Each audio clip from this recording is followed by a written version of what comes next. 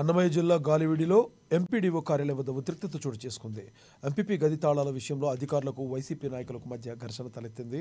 గాలివీడి MPDO Jawahar బాబుపై YCP నేతలు దాడికి పాల్పడ్డారు.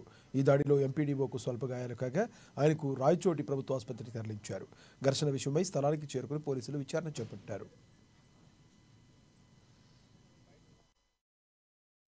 సౌండ్లు వచ్చి లోపలికి వెళ్తే వాళ్ళు చాలా మంది వచ్చారు, అరుస్తున్నారు, గట్టిగా అరుస్తున్నారు.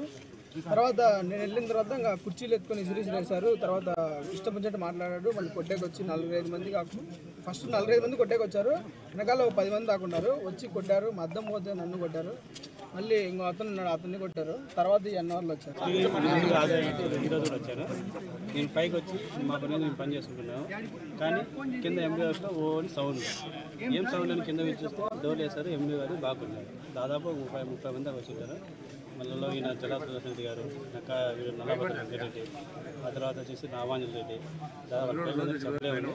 చాలా వచ్చి విశేషంగా పట్టడము, విశేషంగా తిట్టడము.